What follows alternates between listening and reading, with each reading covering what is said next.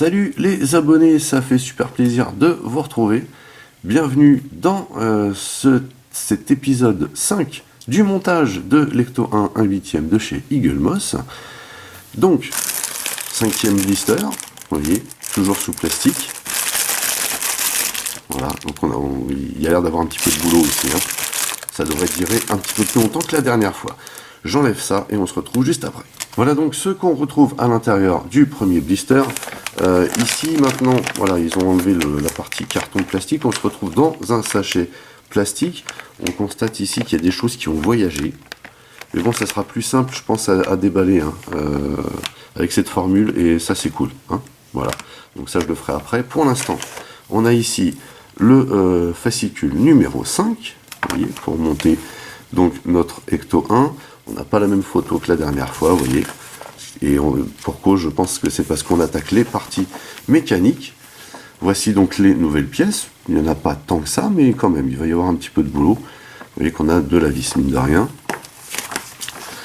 C'est donc, comme indiqué ici, la boîte de vitesse que nous allons monter aujourd'hui. Voilà. Alors ici, on nous parle de quoi? Mise à feu. J'imagine que c'est des effets spéciaux, les effets d'explosion dont on nous parle ici. Très sympa, toute cette partie documentaire sur les films. Si on est fan, de toute façon, de tous les premiers Ghostbusters, de tous les premiers films, franchement, c'est que du bonheur. Illusion d'optique, on parle encore des effets spéciaux ici, bien entendu. Ici, encore une fois, on a des photos du staff. Voilà, ici le bibendum. Et ici, on nous parle déjà des pièces qui vont suivre. Voilà pour le fascicule. Donc, on va l'ouvrir immédiatement à la page qui nous intéresse, à savoir celle-ci. Et donc, nous allons commencer avec cette partie-là. J'enlève ça du sachet et on se retrouve juste après. Donc, ceci est défait. On a de très jolies pièces, très joliment peints. On a surtout 2 sachets de vis qui se baladaient à l'intérieur. Et comme c'est des toutes petites vis, il faut faire attention quand même. Donc on a des DM, voilà, et des EM. A priori, on va commencer ici par les DM. Et on commence avec cette pièce-ci, voilà, qui est en métal. Génial. Et vous voyez, la peinture est superbe. Ça fait vraiment très partie mécanique. Donc, on nous dit ici qu'on prend la pièce dans ce sens et on va aller attraper cette petite pièce-là. A priori, c'est celle-ci. Hop. Qui, a priori, est en métal également. Trop la classe. Donc, ça viendrait se mettre comme ceci. Et il faudrait la visser de l'intérieur. Alors ça, c'est pas gagné, j'ai envie de vous dire. Mais en tout cas, de toute façon, il n'y a pas de sens approprié. Vous voyez, tout est centralisé, donc il n'y a pas de souci. On risque pas de se tromper, ça c'est plutôt pas mal. Donc on va prendre 2 petites DM là.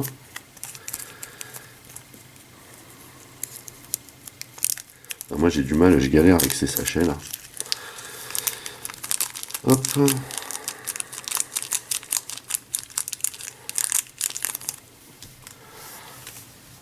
Alors j'ai dit 2, mais j'en ai sorti pas mal en fait. Je vais me faire mes petits paquets. Et on va essayer de visser ça correctement. Et de mettre ça bien en place. Comme ceci. C'est pas évident parce qu'il faut tenir le truc derrière et il n'y a rien pour...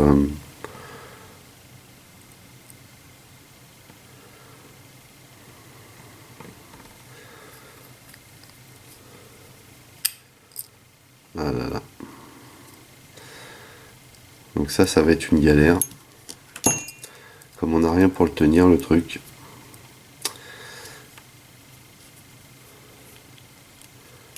Alors, reprenons.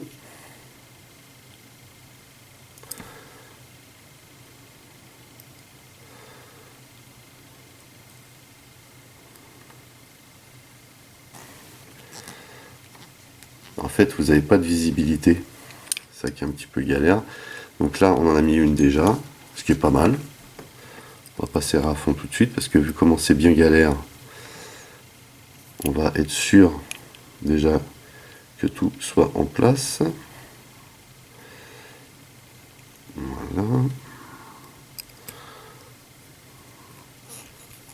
A priori, ça va le faire.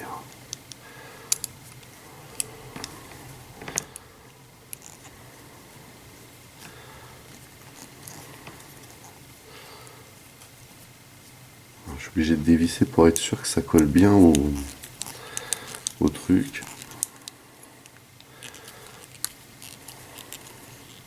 Alors, ce sont deux pièces métalliques, donc du coup, là, la pression est vraiment exercée sur la vis, hein, et non pas sur les parties plastiques. Donc on essaye de pas trop forcer, tout en vissant le mieux possible. Vous voyez.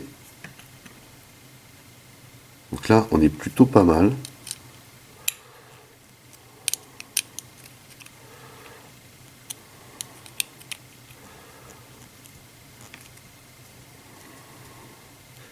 J'ai pas envie de casser une vis à l'intérieur, donc je ne vais pas forcer plus que ça.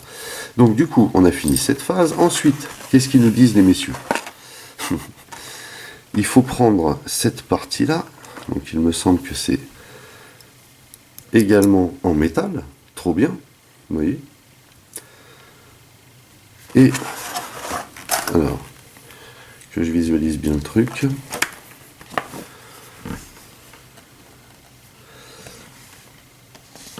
Alors ici on est encore sur des DM, mais là vous voyez il y a une pièce ici, d'abord à loger à cet endroit là, et donc il faut la faire passer ici, et a priori c'est aussi une pièce métallique, et tout est centralisé également, donc ça ne devrait pas être trop prise de tête. Cependant vous voyez que ici on a les deux pas de vis. Hop.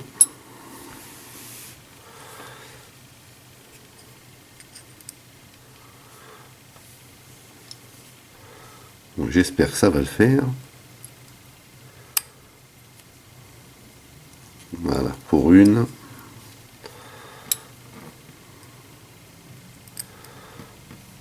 Et voilà pour deux. C'est la première fois que je fais du modélisme, comment dire, où on monte des trucs, quoi. C'est-à-dire, c'est mine de rien, c'est vachement mécanique. Vous voyez ce que je veux dire? C'est pas du RC, hein, c'est sûr, mais comme montage, ça n'a rien à voir avec du modélisme où on colle, on peint. Là, on a des pièces de très bonne facture, excepté les chromes plastiques. Je vous avoue que les chromes plastiques laissent un peu à désirer par endroits. Certainement à cause du dégrappage. Ça, on ne peut pas y échapper. On y est confronté déjà, par exemple, avec les Transformers ou certains autres types de jouets. Voilà. Donc là, a priori, on est bien. Et ensuite, on doit assembler ça à la partie précédente qu'on a faite. Vous voyez, hop, c'est là. Comme ceci, et toujours avec des... Ce sont des DM ou des EM? J'arrive pas à voir. Ah non, cette fois-ci ce sont des EM. Donc, on va ouvrir le sachet de EM, mais avant, ça va se passer comme ça, a priori. Ouais, c'est ça. Vous voyez? Alors là, par contre, c'est bien parce que ça vient parfaitement se loger à l'intérieur. On est bien sur ce schéma-là. Donc, EM, du coup. Pas se tromper de vis, c'est important. Hop.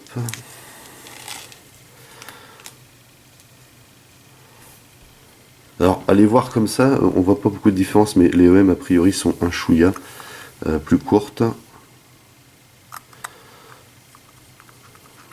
Donc là, on vient de loger, en fait, différentes parties complètement métalliques. Et ça, c'est trop fort. Quand je vois le poids d'un pneu déjà la dernière fois et le poids du capot, Je me dis que si en plus on a des pièces intérieures qui sont complètement métalliques, ça va vraiment peser une tonne le truc.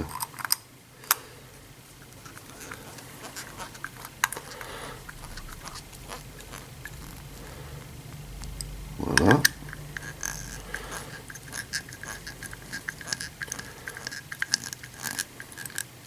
Voilà.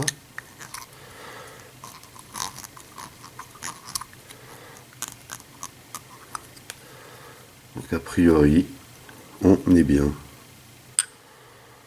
Voilà pour cette pièce. Donc ensuite, il faut mettre cette pièce-là dans ce sens-là. Et on va attaquer cette partie-là. Vous voyez.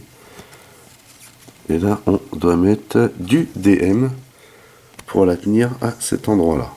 Alors, la question c'est à quelle pièce ça correspond. Alors, on a encore une pièce métallique ici. Vous voyez. Donc ça correspondrait vraiment plus à celle-ci, puisque celle-ci est creuse, en métal également. Donc du coup, ça vient se loger de ce côté-là. Et ça se met comme ceci. Vous voyez, vous avez un petit crochet là, qui doit venir se loger juste derrière, pour se maintenir, vous voyez, il y a un petit trou là. Plutôt bien foutu, plutôt bien foutu. Faut dire ce qui est. Donc par contre, pour maintenir ce bloc, un petit peu galère. Hop, faut bien préparer son coup. Hop.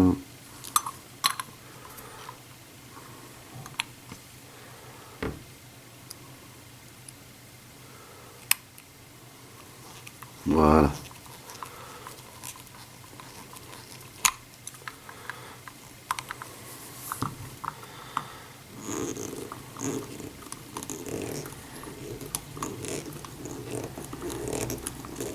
Donc là par contre il faut qu'on serre autant qu'on peut. Vous voyez, pour que ça vienne bien se loger là-dedans, mais il ne faut pas non plus exercer trop de pression. Hop, parce que toutes les parties sont métalliques. Sur ce, alors, on va venir loger 2 EM sur l'extérieur et prendre donc la deuxième partie qui est ici, vous voyez. Hop. Et on va venir mettre ça là-dedans. Vous entendez, tout est en métal. C'est juste ouf. C'est juste ouf. Hop, posez ça là. Très très impressionnant. Moi déjà qui aime énormément avoir du métal dans mes figurines Transformers, c'est pour ça que je plébiscite Fans Toys. Je peux vous dire que là je suis assez conquis par ce modèle.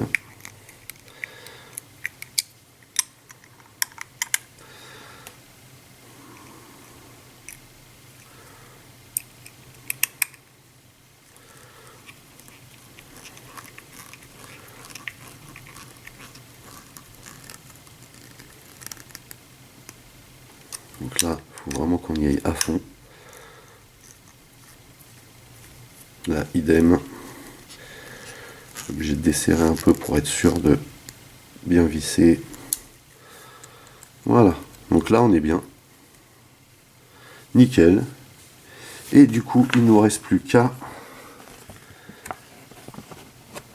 toujours avec une M, venir fixer ce qu'il me semble être le carter. Et qui est la seule pièce en plastique du kit. Plutôt marrant. Donc du coup c'est pareil, c'est une partie centrale ici. Et ça va venir tout simplement. Vous voyez les détails quand même. Vraiment sympa quoi. Donc le carter d'huile de boîte. Qu'on va venir loger avec une M. Donc on vient la mettre ici. Ça va, c'est pas trop complexe à monter ici, rien à voir avec la calandre où effectivement, pour la calandre j'ai vraiment galéré de fou, vraiment. Il y avait des endroits qui étaient compliqués à visser.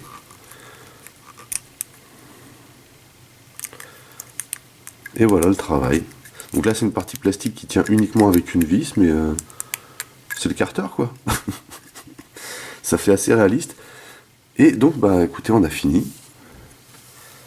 Voilà pour la boîte de vitesse, c'est énorme. C'est vraiment énorme. Tout ce gros bloc métallique là, ça fait plaisir, j'avoue. Vous voyez, vraiment c'est super sympa. Du coup, bah, c'est terminé pour cet épisode 5. J'espère que ça vous a plu. Moi, j'ai bien kiffé monter cette boîte de vitesse et franchement, je suis très agréablement surpris par la qualité du kit, que ce soit au niveau esthétique, hein, puisqu'on a une très belle peinture qui fait très mécanique ici. Boîte de vitesse, vous voyez, hein, ça fait vraiment une boîte de vitesse. Que le mold, que la matière. Hein. Et puis vraiment, tout se goupille bien, c'est juste énorme. Énorme. Terrible. Magnifique boîte de vitesse. Puis vous voyez, elle en impose, mine de rien. Voilà, voilà. N'oubliez pas que vous pouvez aller sur Utip hein, pour me soutenir. Voilà, vous pouvez passer quelques petites pubs. Ça mange pas de pain. Merci de mettre un pouce en l'air, de partager. Pour les nouveaux, n'oubliez surtout pas hein, de vous abonner à ma chaîne, c'est super important. Vous pouvez également checker toutes mes autres revues et playlists. En attendant, bah, je vous donne rendez-vous très vite pour l'épisode 6 du montage de l'Ecto 1 8e Eagle Moss. Portez-vous bien et à la prochaine. Allez, bye bye.